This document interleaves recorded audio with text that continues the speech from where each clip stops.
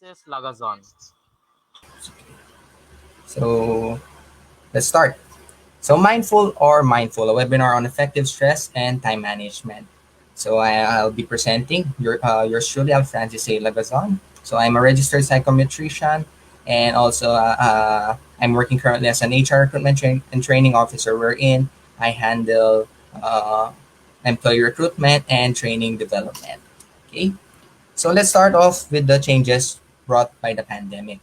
So, as we all know, the changes due to the pandemic are examples from the rapid environmental shift from working and studying. So, currently, we are experiencing work from home or study from home setups, wherein I'm aware that most of us are not comfortable in this kind of setup. And I think uh, it's very it's very stressful. So because we're not used to doing this in our everyday lives, so the changes brought by this situation or the pandemic is very taxating to our part. So next is the lesser social activities. So uh, to give you an insight about people, people are innately social beings. So it is difficult for us to be isolated from one another. So especially yung risk ng pandemic na nangyayari ngayon, binabawalan tayong makipag-meet sa mga ibang tao, makipag-halubilo or makipag-party, which is part of our previous routine na before, no? Kaya uh, dapat innately sa mga tao nakikipag-socialize sila. So one of these challenges na nangyayari sa atin ngayon is na-block yung ating social activities kaya tayo nahirapan din. Next is yung new routines were formed. So new routines, ang mga bagong new routines natin na-form ay example ay yung mga yun nga, mga setups natin sa ating pag-aral sa bahay, hindi tayo lumalabas, mga social distancing na guidelines na dinala ng gobyerno natin sa atin, and yung anxiety from paglabas. So yun nga, dahil nga may struggles tayo or may anxiety tayo na nararanasan dahil sa pandemic na pinipigilan tayo lumabas, na pwede tayo magkasakit, we could catch illnesses that we could transfer to our family members or to other people that we have contact. Okay?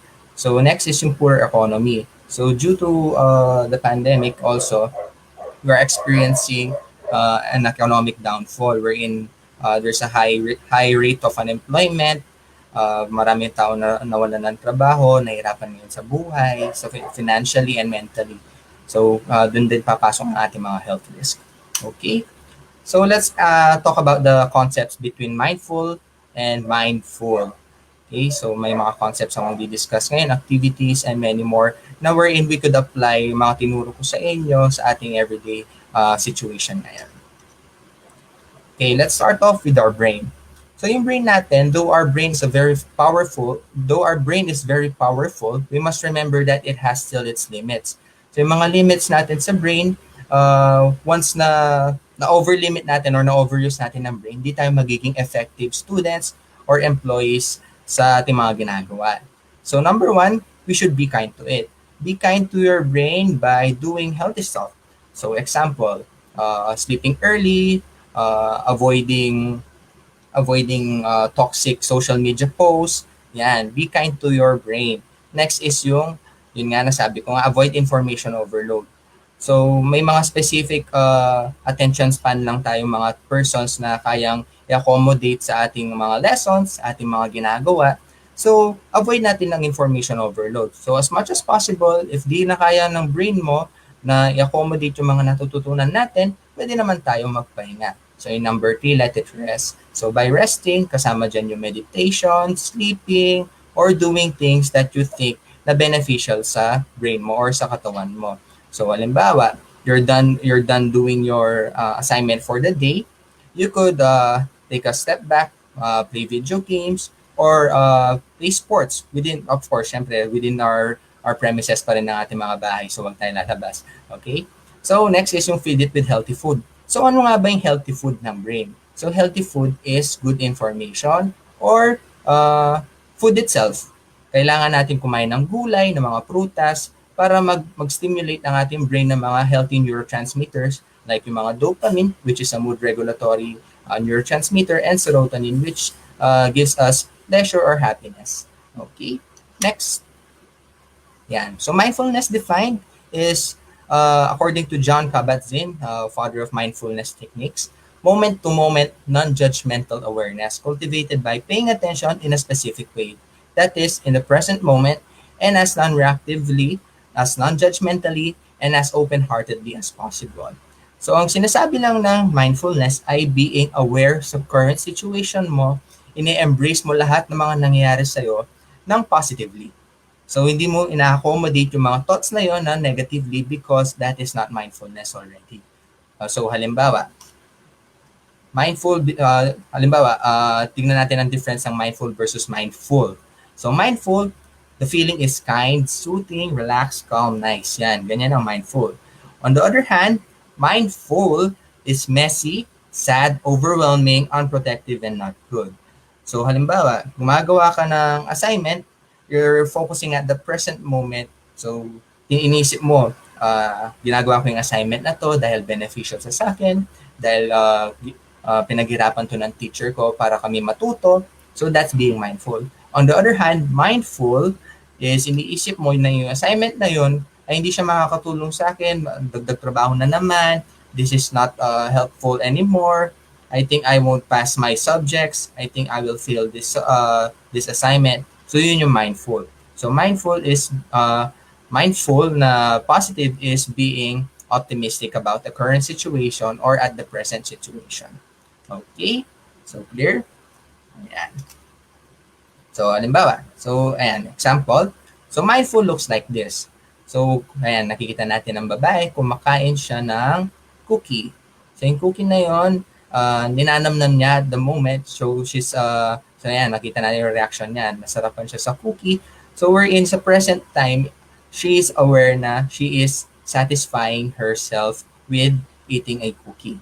Ayan, so masaya siya. Ayan, simple as that. So, mindful, ganyan yung itsura na yan. On the other hand, yung mindful, yan, sobrang dami yung isip, feeling mo, puputok na yung isip mo, feeling mo, hindi mo na magagawa yung mga gusto mong gawin. Ayan. So it's very taxating sa part mo, wherein di mo na kayang i-accommodate lahat ng mga thoughts na pumapasok sa'yo. So ayan, makita na yung lalaki, no? Mind blown na siya sa mga ginagawa niya. Alright? Ayan. Next.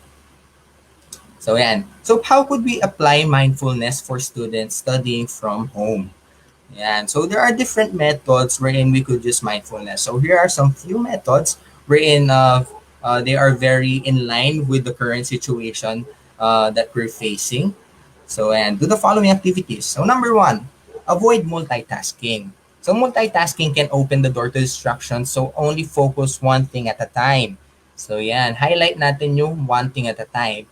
So, ang katawan natin, isa lang yan. So, we only have a pair of hands wherein we could work something that it is possible na ma-attain natin on the present time. So, hindi natin kayang gumawa ng isang bagay at the same time, iniisip mo matatapos mo rin yung isang bagay by doing those things simultaneously. So, hindi pwedeng ganon.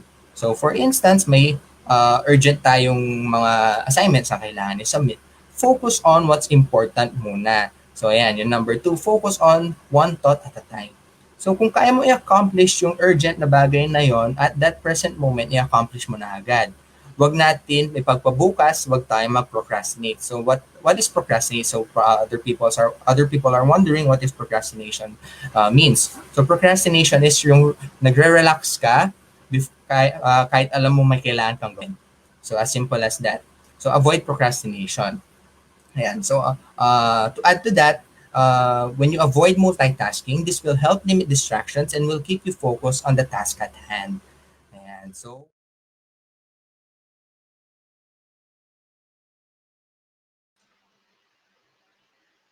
And we're back po. So let's have a recap muna bago po tayo mag-proceed ulit sa ating discussion. So Sir Al? And I'm so sorry for the inconvenience. So medyo nahirapan tayo ngayon sa internet connection. So yan, one of the struggles na ating mga nararanasan during the pandemic. is yung mga internet connection problems or yung sa mga software natin mismo sa ating mga computers. Na minsan, it's better talaga no within kung face to face ang ating mga interaction or sa nakikita natin yung mga kausap natin. So walang mga technical difficulties na nangyaring ganito. Okay. Anyway, let's have a recap before we proceed to the next segment of my presentation. So, recap lang tayo. So, may mga nasabi ako regarding sa changes na nangyari dala ng pandemic. So, one of these is yung mga environmental shifts or mga environmental schedule shifts in studying and in working. So, nahirapan tayo dyan, no? So, yung transition from working from sa mga premises na school natin or sa ating mga offices from working from home. So malaking adjustment talaga sa atin yan since it's not new to us. It's part of the new normal na din na tinatawag nila. Next is sa social activities, nabawasan din. Tapos new routines were formed and kasama dyan yung anxiety in going out. So the anxiety brought by the pandemic wherein natatakot tayong makiusap sa mga ibang tao, natatakot tayo lumabas. Ayan. So next is yung impact ng pandemic sa ating economy. Wherein sa economy natin, mataas yung rates ng unemployment, mataas yung possibility na di ka magkaroon ng trabaho for a long period of time. Ayan. So businesses were closed, establishments were closed. So that's one of the effects of the ongoing pandemic na dala ng COVID-19. So of course, kasama dyan yung health risk. So I've also discussed about the differences of ng mindful and mindful. Ayan. So sinabi ko, yung mindful is yung focusing at the present moment and by thinking about the moment optimistically or positively. So on the other hand, yung mindful is yung pag-isip mo sa current situation wherein we're accommodating negative thoughts, we're overthinking about matters that are not relevant to the uh, current situation that you're already facing. So, yan. So also, I've also talked about our brain, wherein our brain has also certain limits or capacity. Kahit alam natin, ang brain natin is a very powerful tool. So we should always be kind to it pa rin. So we do not want to abuse our brain because our brain might be overloaded or might be tired. Tapos, as a result, we're getting tired, we're being ineffective sa ating mga ginagawa, di tayo masyadong nagiging energetic or nagiging 100% sa ating mga ginagawa.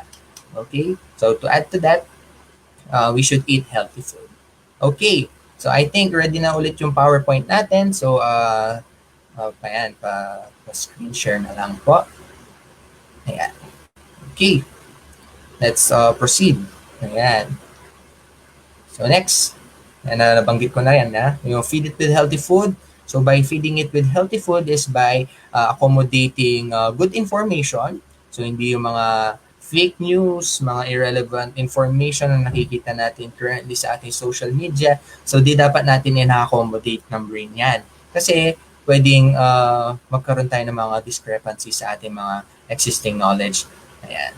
Okay. So mindfulness defined is a moment-to-moment non-judgmental awareness cultivated by paying attention in a specific way that is in the present moment and as non-reactively, as non-judgmentally, and as open-heartedly as possible. This is a quote stated by Mr. John Kabat-Zinn. So si Mr. John Kabat-Zinn is yung father of mindfulness techniques. So sinasabi niya lang na yung mindfulness dapat na-accommodate natin open-heartedly ang lahat ng ating mga emotions, ang surroundings, ang ating mga nararamdaman towards other people. So you're feeling the present moment as open as you can be. So walang negative emotions attached to it. Ayan. So yun yung mindfulness. Okay? Okay, next po.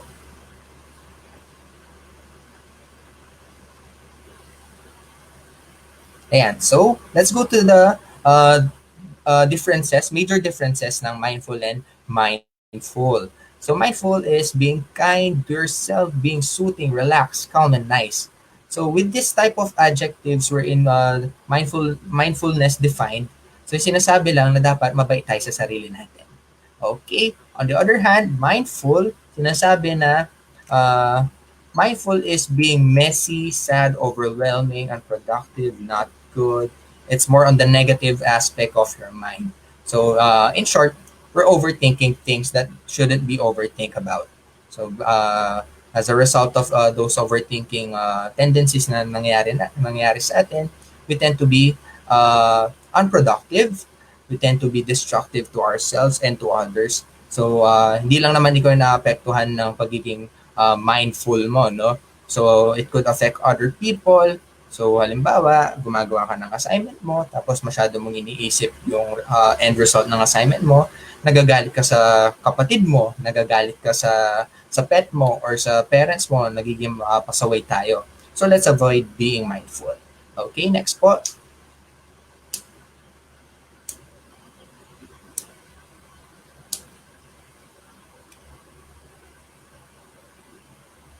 Ayan. So mindful looks like this woman. So yung woman natin ngayon na nakikita natin at the moment is she's appreciating what she eats. Okay, as a result, she's being satisfied with what she has at the moment. Okay. On the other hand, next slide please.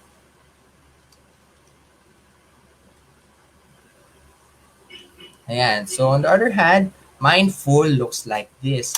So ayan, nagkakaroon na siya ng mind-blowing experience wherein di niya na na-accommodate lahat ng mga kailangan gawin. At the end, nagiging destructive na siya sa sarili niya. Di na healthy to para sa atin. Kaya dapat, we should always be kind to ourselves and to our brain.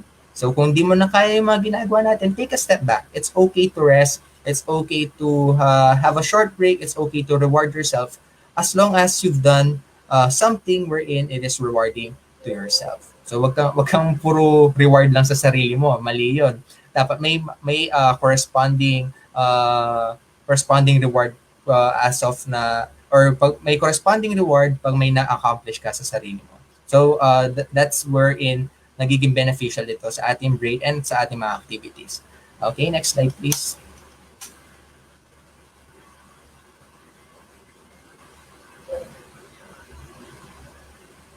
Ay, isa pa po, naulit po ata.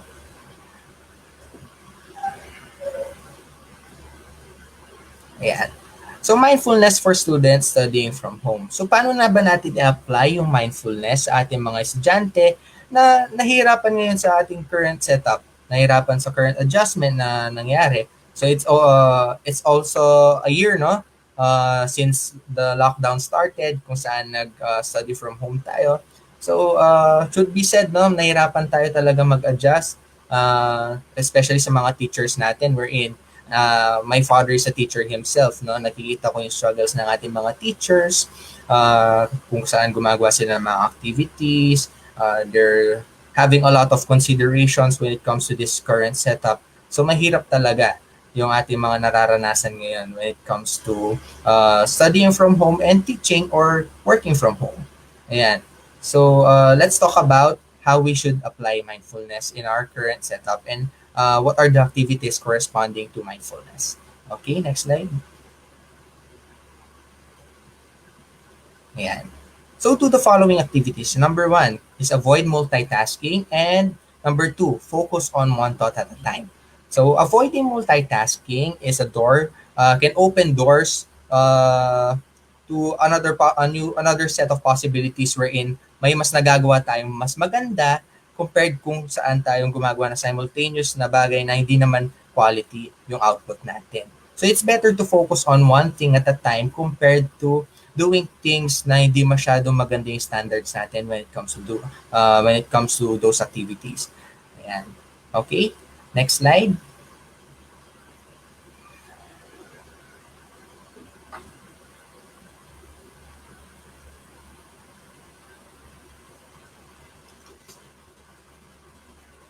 And to add to that, we should always be prepared.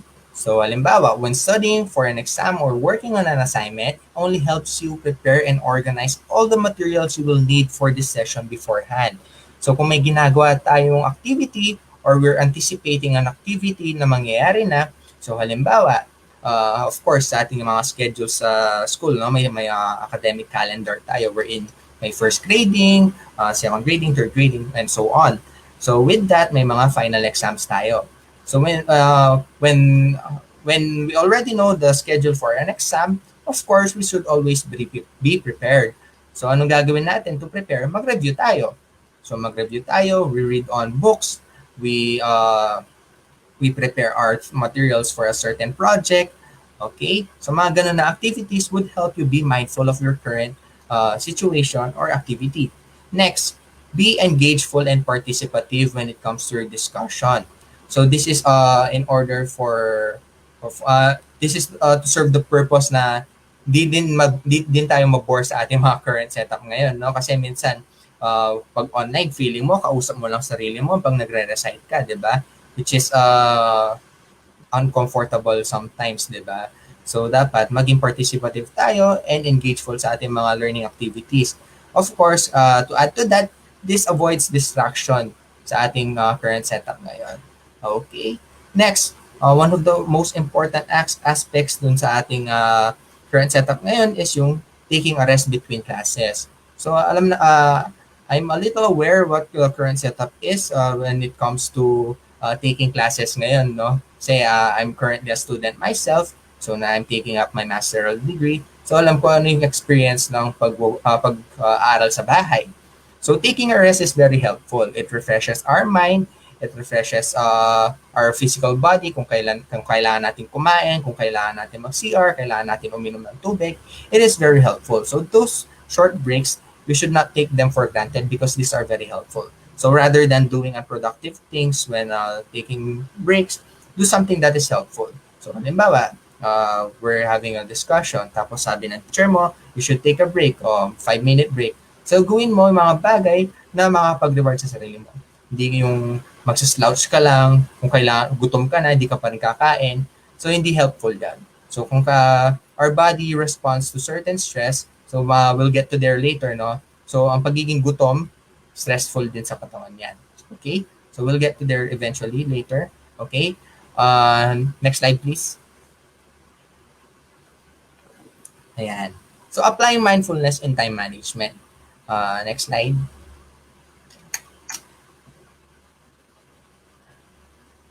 Start na tayo sa mindfulness at saka time management.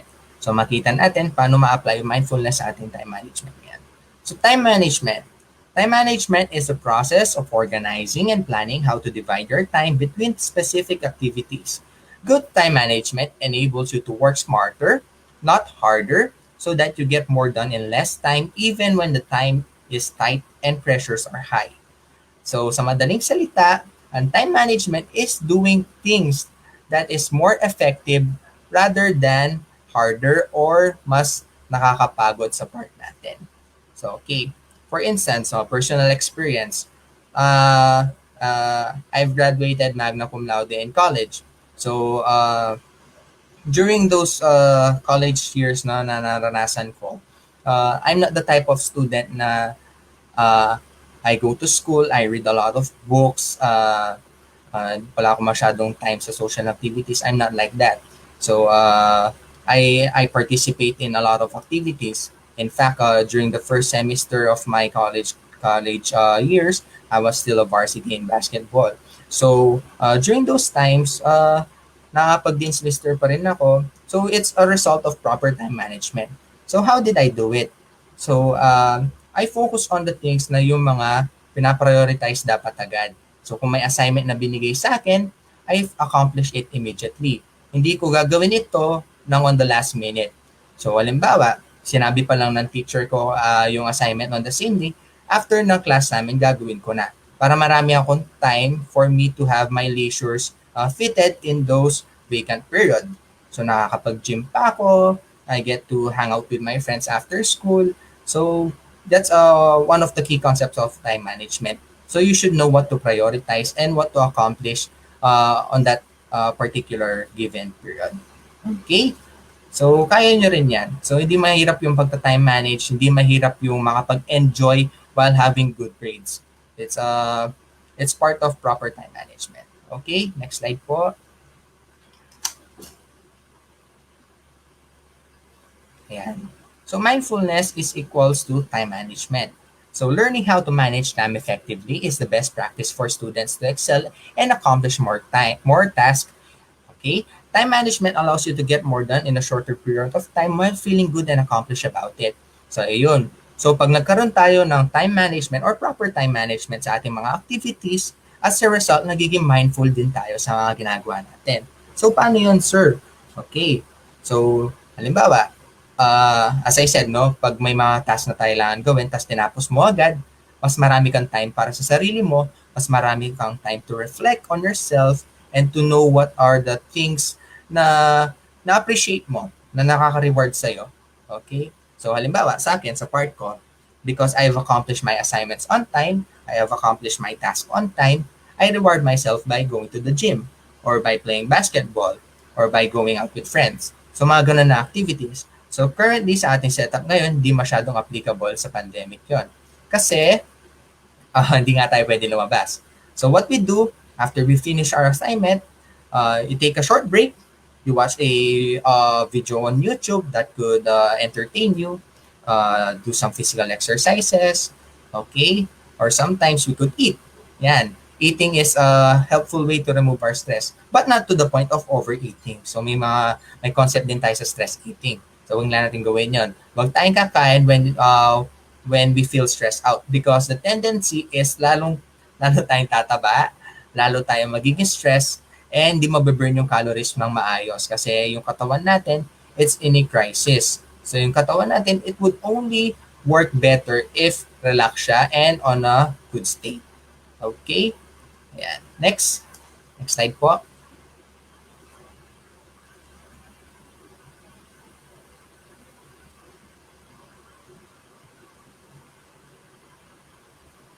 Ayan.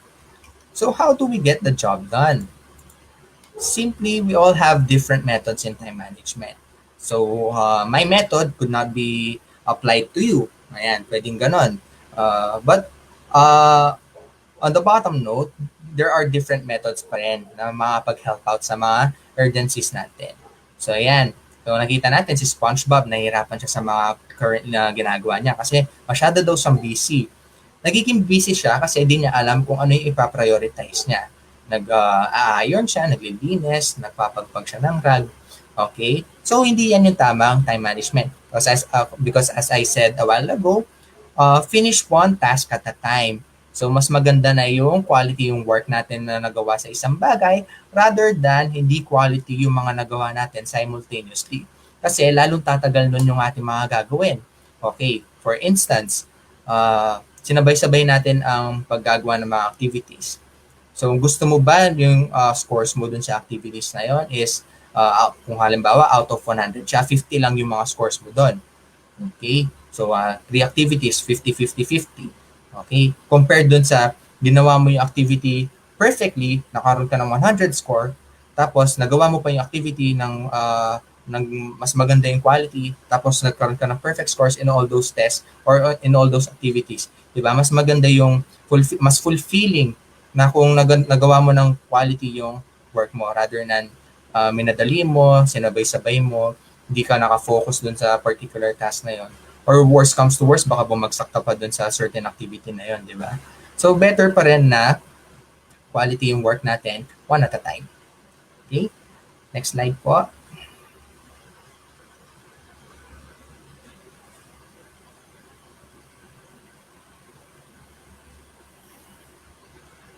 Ayan. Ito yung number 1 kalaban ng time management, procrastination. So ayan, nakita natin, sabi niya, I'll start tomorrow. So tomorrow, hindi natin mababawi yung time na nasayang natin when we procrastinate. So kung kailangan natin gawin yung bagay, kung kaya natin gawin yung isang bagay on that certain period of time, kung sa isang araw, kung binigay na ng teacher mo yung assignment mo, may spare time ka, pero ginawa mo, nanood ka sa YouTube, naglaro ka ng ML, naglaro ka ng games na nagsayang ka ng oras, tapos kinabukasan, sabi mo, kaya ko naman gawin to bukas, madali lang naman to. Na-spend mo na yung time mo sa kakalaro, nasayang na yung oras mo. Instead na nakakapag-focus ka na kinabukasan, nasayang lang oras mo, di ba? So, better, sabi ko nga, finish your task immediately.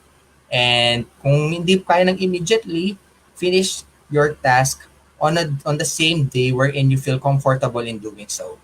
Okay? So in procrastination, that's a big no-no for us because it wastes our time and it doesn't accomplish our tasks that are given to us. Okay?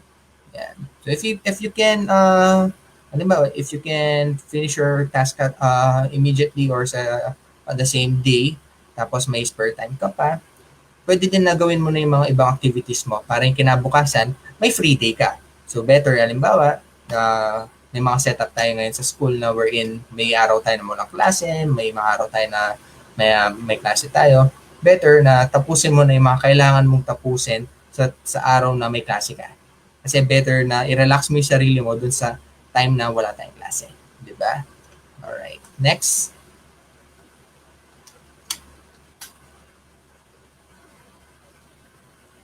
Okay, let's go to the Pomodoro Technique. So you can see yung Pomodoro Technique, may parang kamatis dyan sa illustration natin.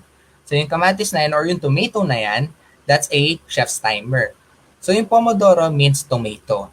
Okay? So this Pomodoro Technique is a proper time management technique wherein we use our time efficiently. Okay, let's get to it. Next slide, please.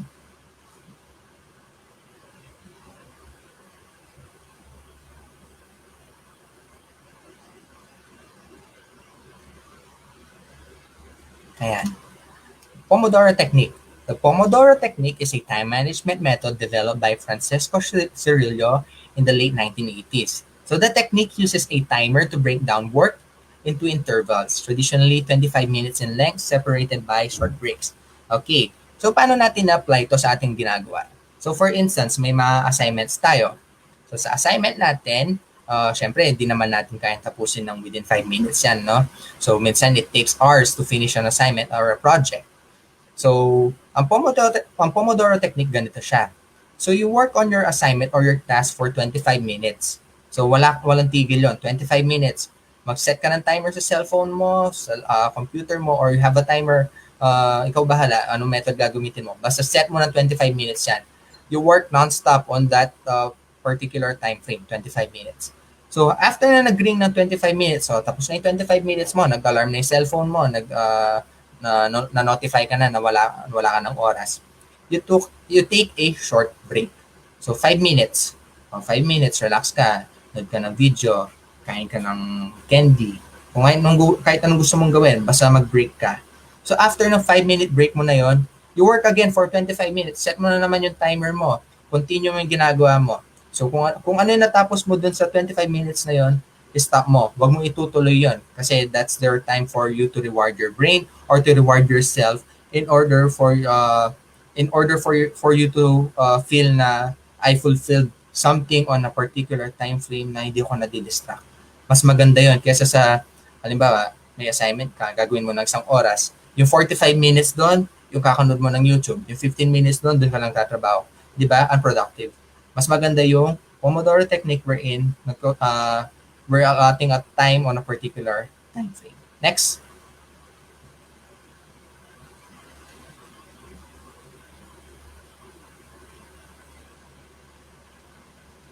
Next slide po. Ayan. So here's a major concept of Pomodoro technique. So we start on by planning. So planning, isipin natin anong kailangan natin gawin, ano yung task na nakatoka na kailangan natin gawin or kailangan natin i-submit. Okay. Next, punta tayong tracking. So after you plan, magta-track ka. So ano yung procedures na gagawin ko? Ano yung mga kailangan kong materials? Ano yung mga kailangan kong i-prepare para ma-accomplish ko itong activity na to? Tapos, pupunta ka ng recording. Recording is, iisipin mo kung ano yung mga kailangan mo pang dagdagan, ano yung mga take note mo, ano yung mga pwede mo pang i-improve dun sa binabalak mo. So after na recording is you go to the processing. Processing is yung paggawa mo na ng task na yon. So dun mo na i-execute yung mga kailangan mong gawin.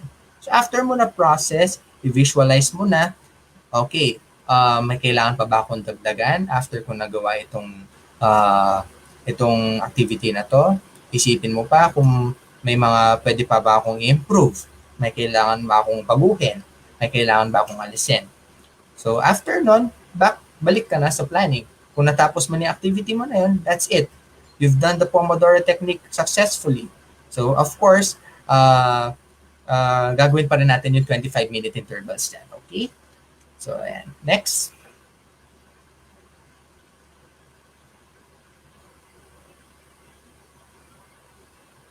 Ayan. So, ayan. For instance, how does it work? Ayan. Work for 25 minutes.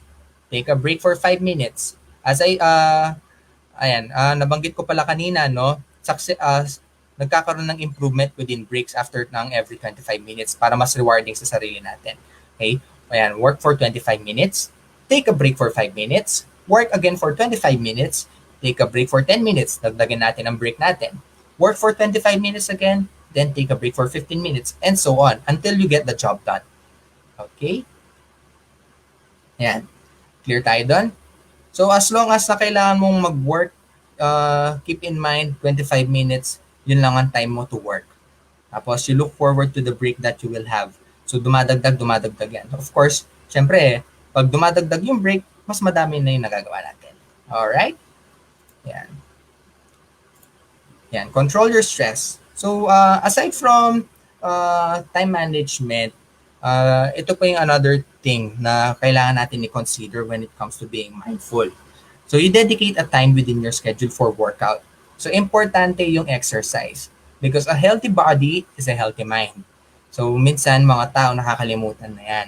So based on scientific research, people na hindi nag-exercise, mas prone sila magkaroon ng mga mental health problems. Okay? Mga tao hindi kumakain ng healthy kasi yung mga neurotransmitters nila di masyado na-stimulate sa brain nila. Less possibility yung magkaroon na ng mga anxiety, depression, mga nararamdaman natin masama sa brain natin. Pag hindi tayo kumakain ng mabuti, nagpupuyat tayo, nagiging stress out tayo. Alright? So exercise is known to release the feel-good endorphins in your body, hence lowering your stress level. Okay? So pag mababa yung stress level natin, mas productive tayo. So kasama dyan yung pag-eat na rin ng healthy. Okay? Let's not forget eating healthy, parents. Okay? Take note that pakainin natin ng mga children natin ng healthy food in order for them to be productive. So yung sugar, na di masyadong maganda yan kasi nagiging hyperactive lang yung mga children natin. Okay? Next.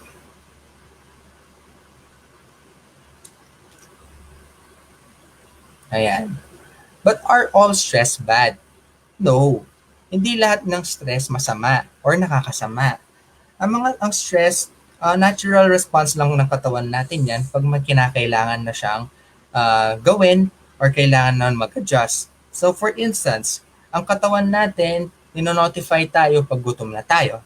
So may stress na doon, yung gutom na yon. That's already stress. It stimulates our mind na kailangan niya ng mag-adjust, kailangan niya ng kumain, kailangan niya ng mawala yung stress na yon. Okay? Is that a bad stress? Hindi. Di naman siya nakakasama sa katawan natin. But we're feeling hungry lang. Yun lang yun. Diba? Hindi naman siya to the point na nagkakaroon na tayo ng anxiety, nagkakaroon na tayo ng depression, nagkakaroon na tayo ng fatigue sa buong katawan natin. Hindi. It's just a minimal amount wherein kailangan natin gumawa ng adjustment. Okay? Next.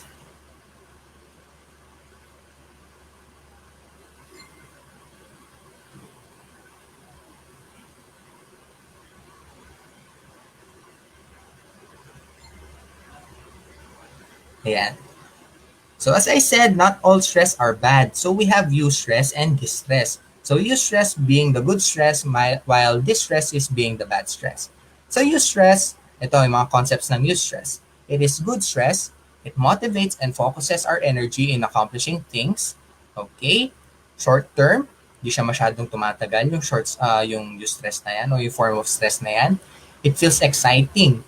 Then it also improves our performance and it is perceived as within our coping abilities. So tolerable pa siya sa katawan natin, tolerable pa siya sa mind natin yung eustress. So halimbawa, may kailangan kang isubmit na assignment. Kaso dumadating na yung time period na kailangan natin isubmit yon. So may one day ka na lang na kailangan i-accomplish. So it is stressful, di ba? But Is it distress? Hindi. Kung ginagawa mo siya na mabuti or kung nag-set ka na ng time for it to be accomplished. So it motivates you, malapit ko na matapos to. Kaya ko naman matapos to within 1 hour lang. Diba? That's eustress. So hindi naman siya masyadong distressful. Okay, on the other hand, distress, it causes anxiety. So we overthink of things or concepts na hindi na masyadong helpful sa atin. It is either short-term or long-term. It is outside our coping abilities. So hindi na masyadong kayang i-accommodate ng mind natin yung distress. So we're in, as a result, yung distress na yan, nagkakaroon na tayo ng mga anxiety problems or sadness or minsan pwedeng pang magkaroon ng physical fatigue.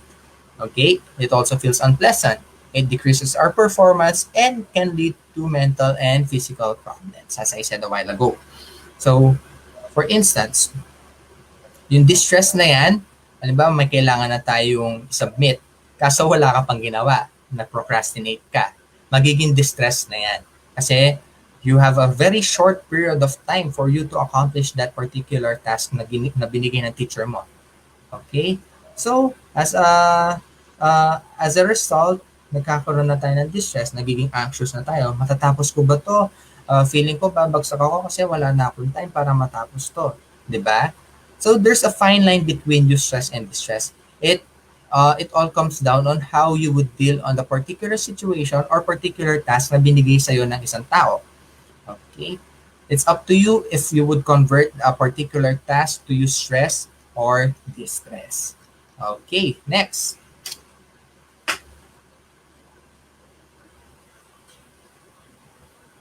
Next slide po.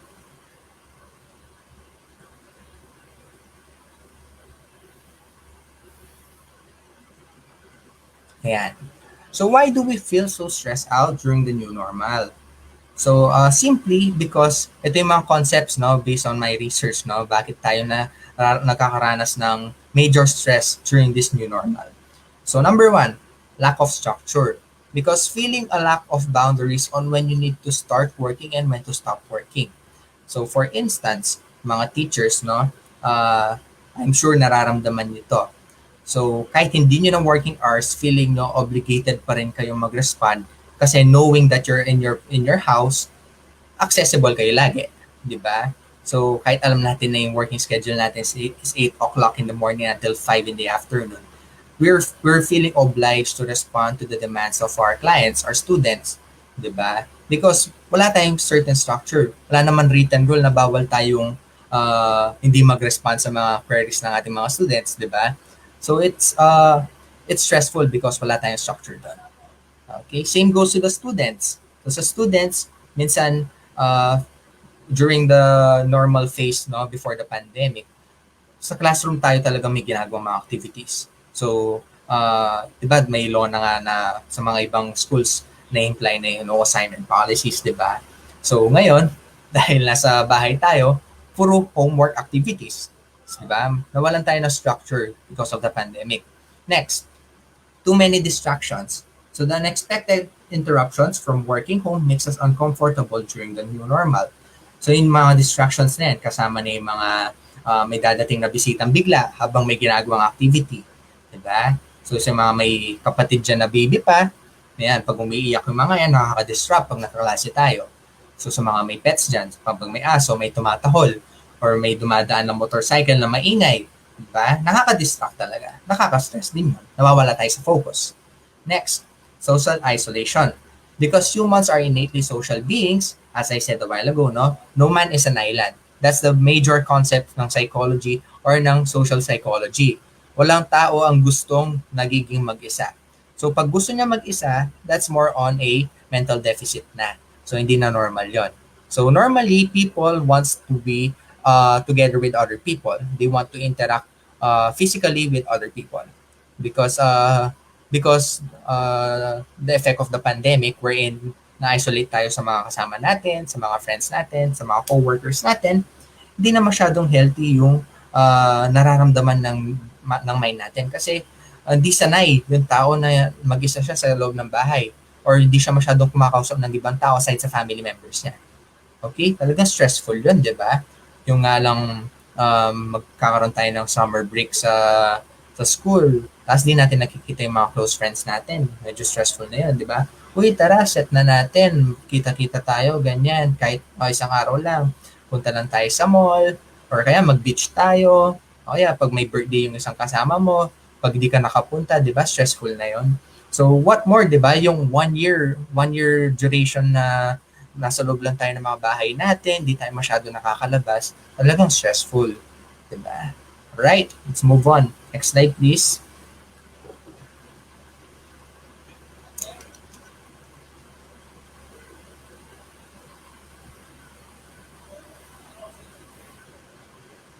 Ayan. Ito, this is a shocking factor, no? Kung bakit tayo nasa-stress. So, yung paggamit ng ating mga mobile devices. So, aside sa mobile devices, kasama na din dyan yung ating computers. Ayan. So, basahin natin to, no? UN study found that working from home in and of itself may not be inherently more stressful than working on site. But the added stress from frequent use of mobile devices appear to be a significant source of added stress. But part of the reason is that those who use mobile devices late at night, yung mga nagpupuyat dyan, no, kakatingin sa social media, as those who work from home may be more prone to do and can harm their sleep schedule. Okay.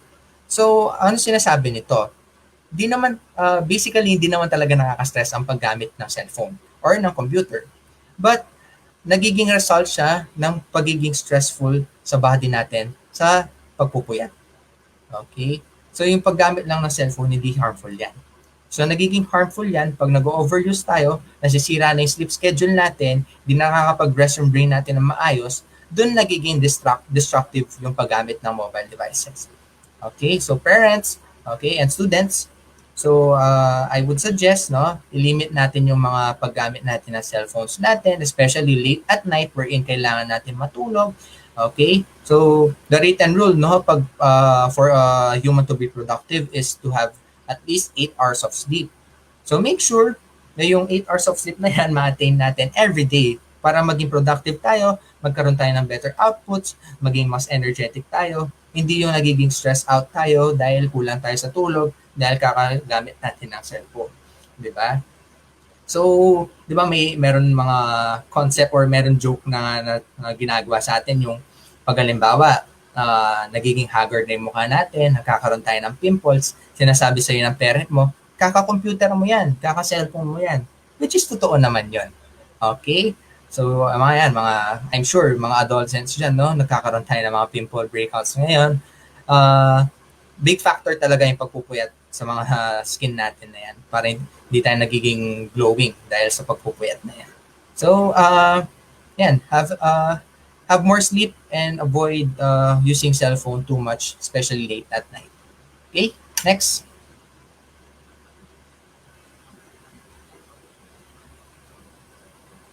Yan. So, what do we do to handle this stressful situation? So, ano pa yung mga concept natin na kailangan natin matutunan para makapag-cope up tayo sa ating mga nararamdaman ngayon sa ating ongoing na pandemic. Okay, next slide.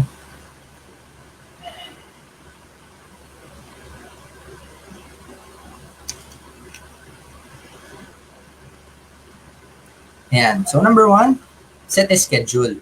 So, ayan. Work when you work best. So, halimbawa, so, obviously, ayaw natin mag-work after lunch. Bakit? Kasi yan yung siesta time. So, after natin kumain, ang body natin, naturally, magiging relax yan. Yung focus na energy ng katawan natin after kumain is yung pag-digest ng ating mga kinakain. So, you're probably wondering, bakit tayo inaantok after natin mag-lunch? Kahit sa school man yan, sa office man yan, or sa bahay man yan, nakakaantok talaga after natin mag-lunch. Kasi yung katawan natin, instead na mag-focus yung energy niya sa ating mga utak, focus yung energy niya sa pag-digest ng ating kinakain. Okay? So better, you set a schedule after you've digested your food already, or before you eat, or before you have your dinner or lunch. So mas maganda yung schedule na ganun. That's just the preferred schedule. No? I'm just saying na that's the best possible outcome or schedule that you will have to utilize once you get a schedule. So it depends sa'yo. Tawag dito, tansyahin mo yung sarili mo, you gauge yourself when is your best time to work or best time to accomplish an activity. Kung if you're a night owl, you could accomplish your activities by 8 past 8 in the evening. So no problem if that's the best for you. Or if you're an early bird, accomplish it, kagising mo pag habang marami ka pang energy. It depends sa'yo. But work when you work best. Okay? Next, prioritize the challenging task first. So halimbawa, during my college years, pag may kailangan akong activities na fino-focus yung mga major subjects ko, I'll focus on my major subjects. Set aside ko muna yung mga minor subjects because mas mabigat yung credits ng major subjects. So mas priority yun. So mas challenging din yun actually. And it motivates me because I know this is this is more rewardable task. Kasi alam ko at the end of the day, maganda yung grades ko, may mas maganda yung future ko if I have better grades, di ba? O you stress yun, di ba? You're stressing yourself na kailangan mong i-grind yung sarili mo for you to be a person of an accomplished person. Diba? Next, make use of technology. Pero not to the point na overuse natin yung technology. Okay? Ayan. So, very tempting, no? Lalo na pag nag-exam tayo during this setup, no? Sa bahay. Tempting talaga yung paggamit ng technology, di ba? So, ayan. Pero, ayan. Utilize pa rin natin yung technology. It is a more efficient and convenient way to accomplish a task. Okay? So, mas nagiging less yung burden sa ating mind kasi yan, we should utilize technologies because technologies are invented for people to have more convenience. Okay? Next.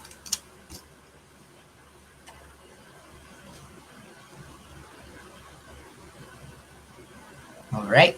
Next is staying connected. So, staying connected, very important to kasi, ayan nga, paulit-ulit kong sinasabi during the course of my presentation that no man is an island.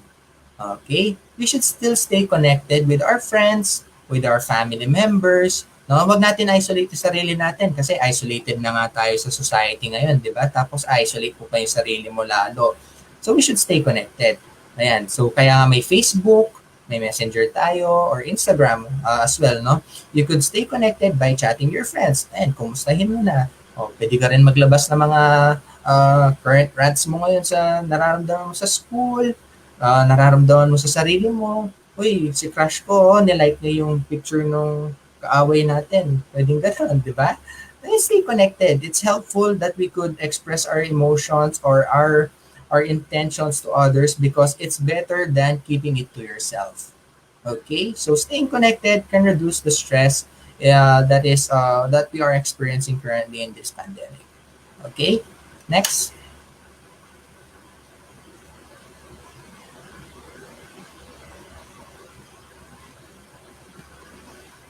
Ayan.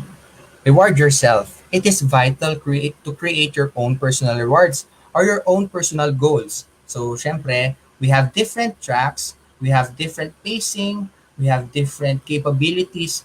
So, it is a great step to not compare yourself to others. Love yourself, ika nga. Diba?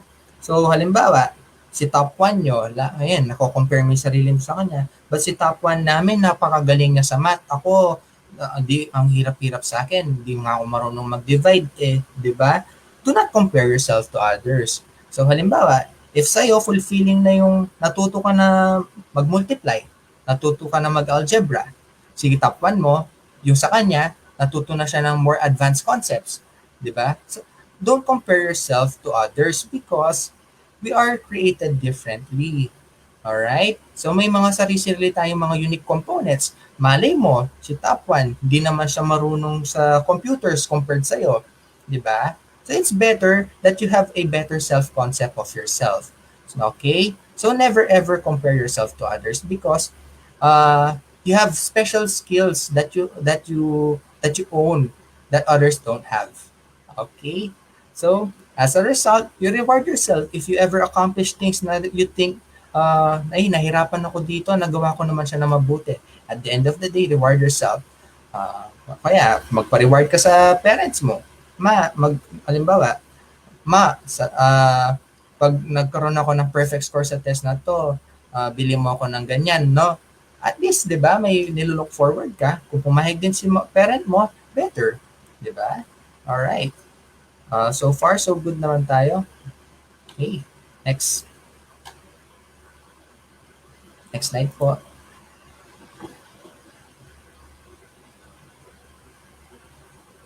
Ayan. So, one of the major important things na kailangan natin i-consider para mawala yung stress is sleep. Alright. Sleep is the most important aspect for one to be free from stress. Kasi pag kulang ang tulog natin, anong mangyayari? Ano yung result? Groggy tayo, 'di ba? Very ano tayo, no? Very irritated tayo sa lahat ng bagay, hindi tayo nakakapag-focus sa kailangan nating gawin, no? Instead na makapag-focus tayo dun sa isang bagay, inaantok tayo, 'di ba? Irritated tayo. All right? Sleep is a powerful stress reducer. So following a regular sleep routine calms and restores the body, improves concentration, regulates mood, and sharpens judgment and decision making.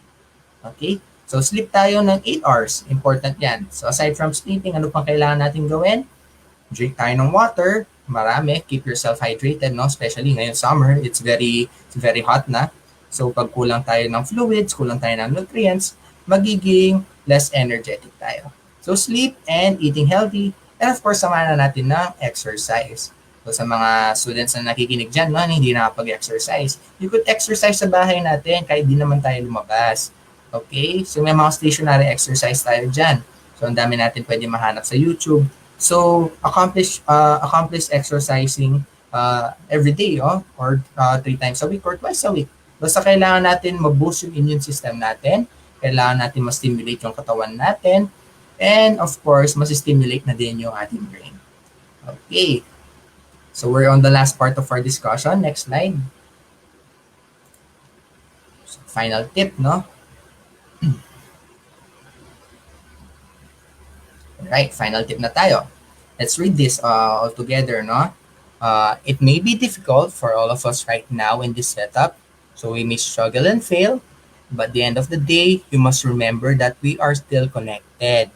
Okay, as I said a while ago, we are connected. No one is isolated, even though we're quarantined in our homes. Seek help from others if you are struggling. So wag natin isolo yung mga problems natin. So that's a way to keep us from stress. Okay? So there's no shame in asking help to others. Kung hindi mo talaga alam yung isang concept or kung nahihirapan ka talaga sa pinagdadaanan mo, seek help. Nandiyan natin mga parents, nandiyan natin mga teachers, nandiyan ang ating mga friends. It is important to seek help. Okay? It doesn't matter how much progress you do in a day. At the end of the day, progress is still progress. Reward yourself all the time for the job well done at the end of the day. And lastly, appreciate the efforts of your parents and your teachers and yourself. Give them a big thanks. Give yourself a huge thanks. Okay? So that's the end of my presentation. I hope all of you learned from it, and the floor is now open for questions. Okay.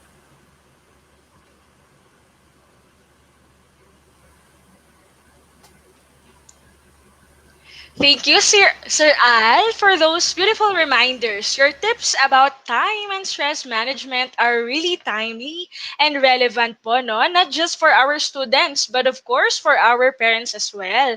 And teachers, we are grateful for all of the important notes you've shared with us today.